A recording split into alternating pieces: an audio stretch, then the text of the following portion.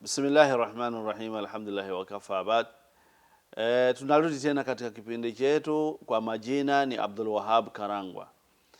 Naam, kipindi chetu tunaendelea na kuzungumzia kuhusu umuhimu wa swala. Umuhimu wa swala. Wakati uliopita au kipindi kilichoanza tumetizama au tukaona kwamba vipi Mwenyezi Mungu ametengeneza kuonyesha umuhimu wa swala alivyo muandalia mtume wake Muhammad sallallahu alaihi wasallam, akamuandalia safari maalum, akachukuliwa juu mbingu saba, akaenda kupewa swala. Tukaona ya kwamba kusali Muislamu, Mwenyezi Mungu ameweka swala kwa wakati wake. Kwa hiyo kusali ni nguzo kubwa sana katika nguzo za Uislamu. Ni nguzo ambayo Mwenyezi Mungu ameiwekea mwanadamu kwa uzuri wake, kwa uzuri wa mwanadamu, kama tutakavyoona mbele. Ni kwamba swala ina wakati maalum.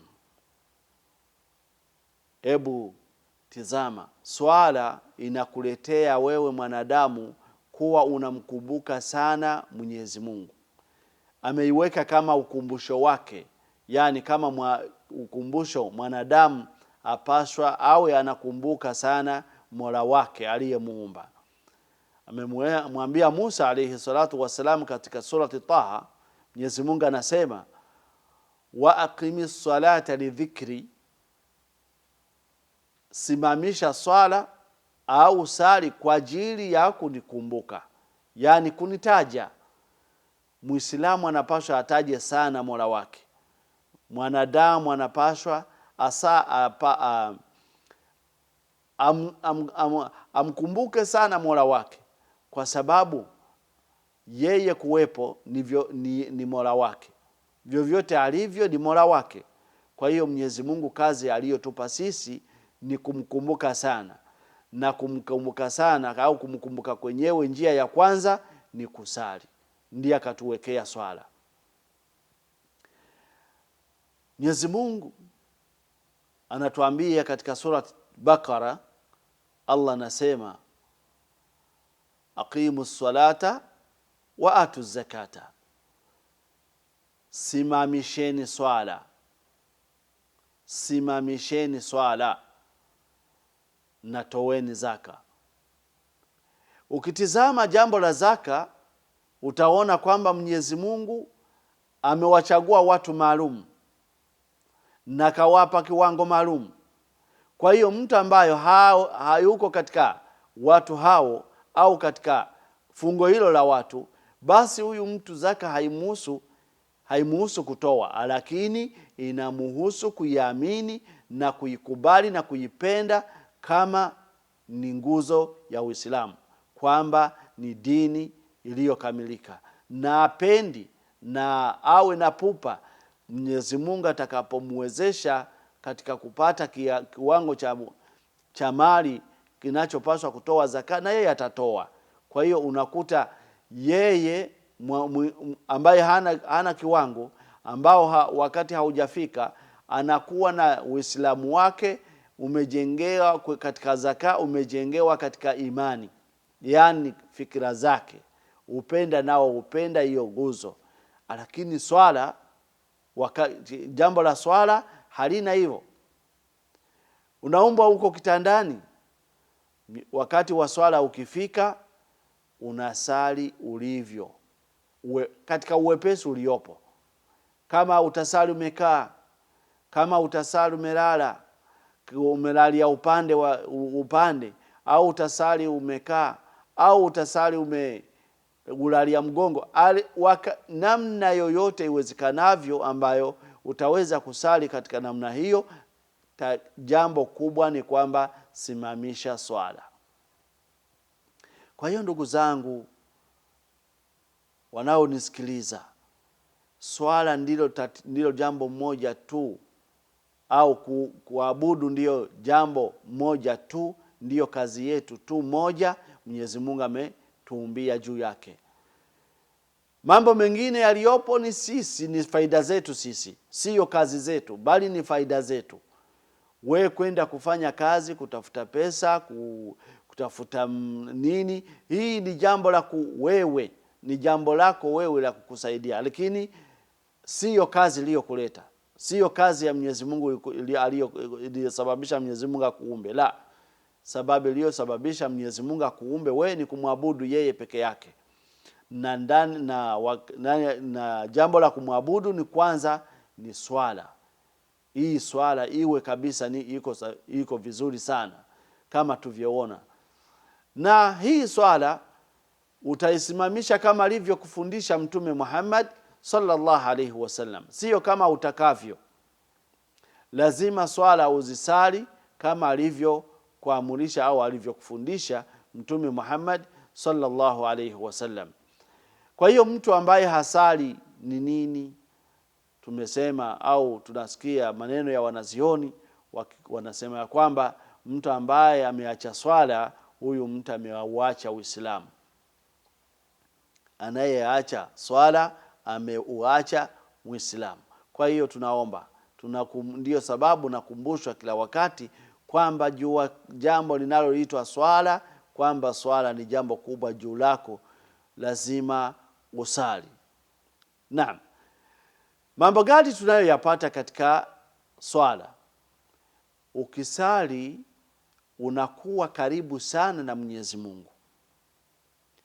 Ukisali unakuwa karibu sana na Mola wako. Kwa hiyo ukiwa karibu sana na Mola wako, ina maana tatizo lako lote limeisha tatulika, kwa sababu uko mbele ya muweza wa kila jambo. Tena umemridhisha kwa sababu umeyatekeleza yale mambo ambayo amekuumba juu yake, yani amekuumba kwa ajili yake. Sasa ukitekeleza mambo yake, ukitekeleza maamurisho yake, ukaja mbele yake, ina maana Mwenyezi Mungu umeisha kuwa rafiki yake, mpenzi wake. Kwa hiyo hana budi ya kukutengenezea mambo na kutatulia matatizo yoyote ambayo unayo. Kwa nini? Unakuwa karibu yake, unakuwa na karibu na Allah subhanahu wa ta'ala. Anasema wataqallubaka fi sajidin, Mwenyezi Mungu anakuwa karibu na wewe wakati ambapo umesujudu pale, unamwabudu Mola wako. Hapo unakuwa uko karibu na Mola wako. Sasa ndugu yangu, unataka uwe karibu na nani zaidi ya Mola wako? Nani ambaye atakufanya uwe ni mwenye kufurahi, mwenye kuyapata mazuri pasipokuwa Mola wako? Na kuambia ndugu yangu, dada yangu, hakuna kizuri kama kumridhisha Mola wako. Utakapomridhisha Mola wako katika kusimamisha swala, basi wakati wowote ule ambao utakuwa wewe unamhitaji, yuko karibu na wewe. Tumesema ya kwamba katika swala unakuwa unamkumbuka sana Mola wako. Swala inakukumbusha Mola wako. Swala ina umuhimu wake ni kwamba ukisali unatengamana na moyo unatengamaa.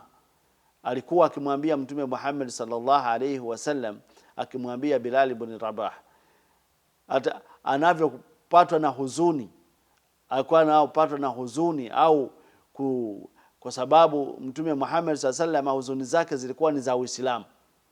Akiona watu hawataki kuyasikia maneno ya Mwenyezi Mungu, akiyatizama yapi mabaya Mwenyezi Mungu ameandalia wale watu ambao wamemuasi. Sasa anapatwa na huruma na kuona kwamba anawanadi watu, anawafundisha watu, anawavutia watu katika kupata radhi za Mwenyezi Mungu, lakini watu wakawa hawako tayari, hawampe umuhimu wake, kama amsikilizi, basi alikuwa akipata huzuni katika hizo. Lakini wakati anapata kata huzuni kama hizo, anamwambia arihna biha ya Bilal, ebu tuitie swala, piga adhana hapo, tusali ili tupate raha za moyo. Kwa hiyo swala inaleta utengamano wa moyo. Moyo ukitomaliza kusali, matatizo nakuwa umepata kama vile umeyamwagia maji.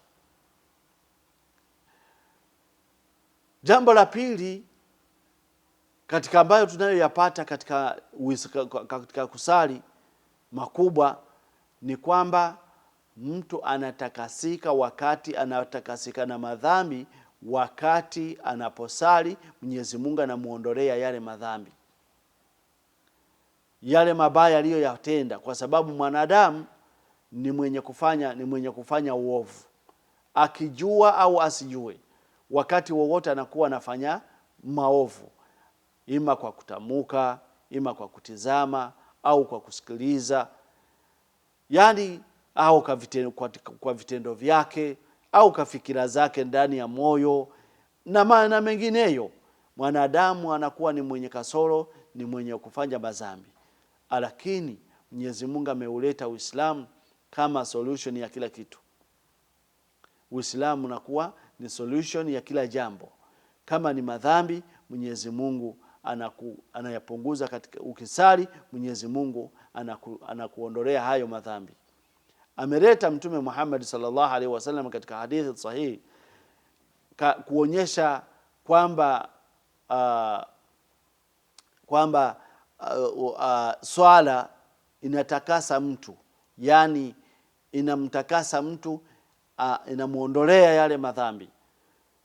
Akasema Mtume Muhammad sallallahu alaihi wasallam, akawauliza masahaba, je, mwaonaje mmoja wenu mmoja wenu akiwa na mto wa maji unateremka mbele ya mlango wake, unapitia mbele ya mlango wake, mbele ya mlango, huyu mja akawa ananawa au anaoga katika huyo mto mara 5 kwa siku, je, huyu mtu atabaki na uchafu? Yaweza kawa na uchafu? Bitabi, kwa ukweli walisema la, haweza kawa na uchafu, na anaoga mara 5, vipi awe na uchafu? Akawaambia, wakadhalika 5 salawati, na hivyo ilivyo swala 5 kwa mwanadamu. Mwanadamu akisali swala 5 humuondolea madhambi. Mwenyezi Mungu anamtakasa, anamuondolea yale madhambi yote. Lakini madhambi yanayoondolewa na swala, ndugu zangu, hapa wanazioni wanasema ni madhambi yale madogo madogo: kutizama, kusikia, kuongea. Lakini mambo yanayoongewa hapa yawe si jambo au si neno kubwa la kumuondoa mtu katika Uislamu. Kama tunavyojua kwamba au nataka niwaambie kwamba madhambi yana aina mbili. Kuna madhambi makubwa yataka au yamuhitaji mwenye hayo madhambi kufanya tauba kubwa. Tutaka kuyazungumzia mbele huko. Sasa na kuna madhambi ambayo ndiyo na yenyewe anataka ujiepushe nayo na ufanye tauba kwaya, lakini haya akawa ni madhambi, ukifanya jambo zuri linaondoa lile dhambi. Kwa hiyo yakuwa ni maasi au ni madhambi madogo madogo. Sasa kwa hiyo anayoondolewa haya ni madhambi madogo madogo, kama anavyosema Mtume Muhammad sallallahu alaihi wasallam. Anasema kwamba swala kwa swala nyingine na Ramadhani kwa Ramadhani nyingine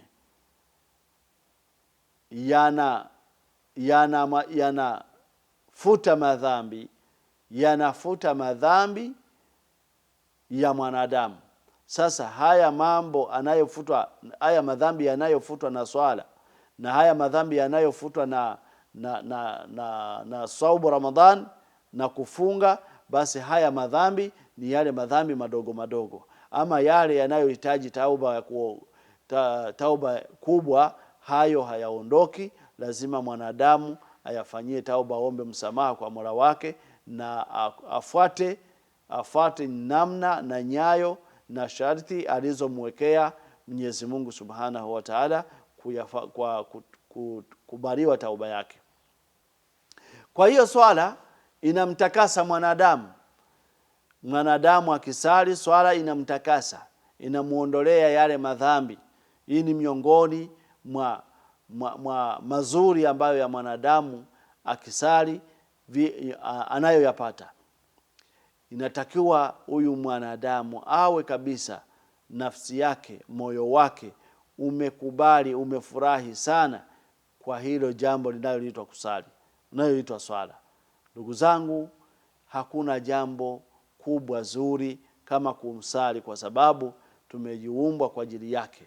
Sisi tumeumbwa kwa ajili ya swala na kumwabudu Allah Mola wetu ni kusimamisha swala 5 kwa siku. Swala 5 kwa siku kwa Muislamu ni uhai wake. Mambo ya kusimamisha, maana ya kusimamisha swala ni kwamba ni kudumu katika swala. Ni kudumu katika swala. Udumu na sali. Swala isikupite. Usiache kusali hata siku moja. Hata swala moja usiache. Kwa hiyo huyu mtu anaitwa ni mwenye kudumu kwenye swala. Hii swala kuonyesha umuhimu wake, kwamba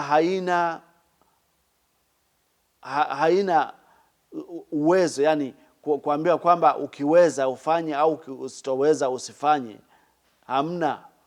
Kama tunavyoona katika nguzo zingine, swala haina. Ni kwamba kama vyovyote ulivyo lazima usali. Mtume Muhammad sallallahu alaihi wasallam na masahaba wakati walipokuwa katika vita ya Uhud waliyapata matatizo mengi. Masahaba mengi walikufa pale, wengine wamejeruhiwa sana. Hata Mtume Muhammad sallallahu alaihi wasallam akajeruhiwa. Sasa ikaja kuwa swala ni kwamba wakati wa swala ulipofika, swala imesimamishwa. Mtume amesalisha Waislamu na wakati walikuwa wako katika matatizo makubwa, lakini hawakuacha swala. Kwa hiyo wewe mzima, wewe ambaye uko hai, haina budi usali. Naomba Mwenyezi Mungu atuweke kati watu ambao wanasimamisha swala. Wa barakallahu fikum wa akhir da'wana alhamdulillahi rabbil alamin. Wassalamu alaykum wa rahmatullahi wa barakatuh.